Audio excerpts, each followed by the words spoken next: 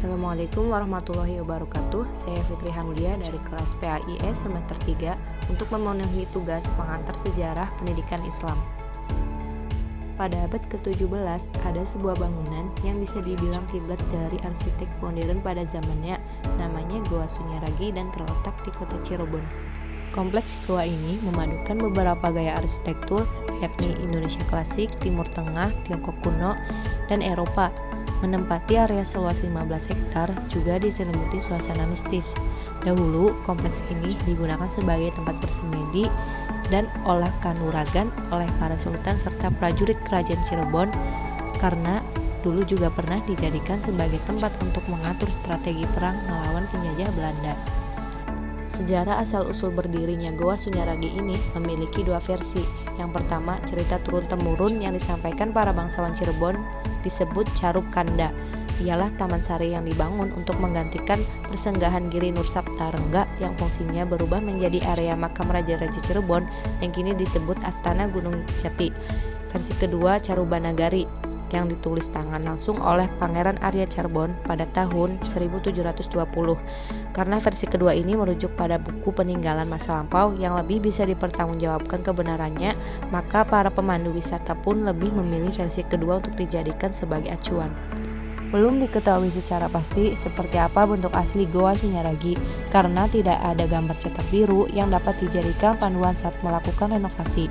Sementara perombakan sudah dilakukan berulang kali. Di tahun 1852, perbaikan pertama dilakukan oleh Sultan Adiwijaya. Setelah 1787, Taman Sari ini dihancurkan oleh Belanda karena dijadikan benteng pertahanan.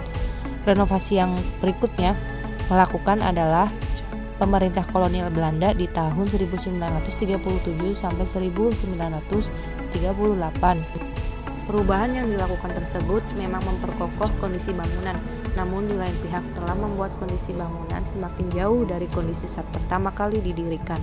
Sepanjang tahun demi tahun, pihak Direktorat Perlindungan dan Pembinaan Sejarah dan Purbakala juga melakukan pemugaran yang ditindaklanjuti dengan serangkaian aktivitas observasi dan pemeliharaan terhadap kompleks Sunyaragi.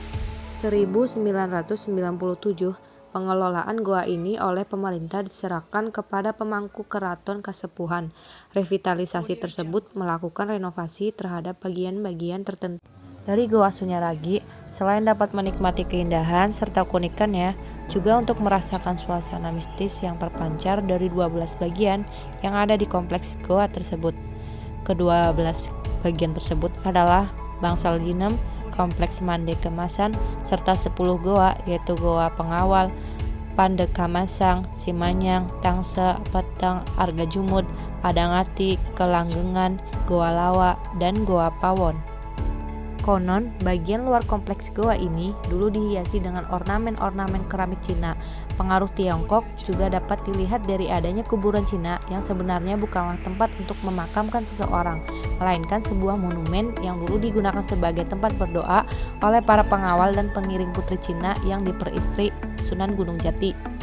Pengaruh gaya arsitektur Islam atau Timur Tengah disebabkan karena penguasa keraton Cirebon adalah pemeluk dan pemuka agama Islam. Selain itu, bagian sisi belakang Bangsal Jinem yang terbentuk menyerupai bangunan Ka'bah. Tepat di depan Goa Petang terdapat sebuah patung berbentuk batu panjang yang bernama Perawan Sunti.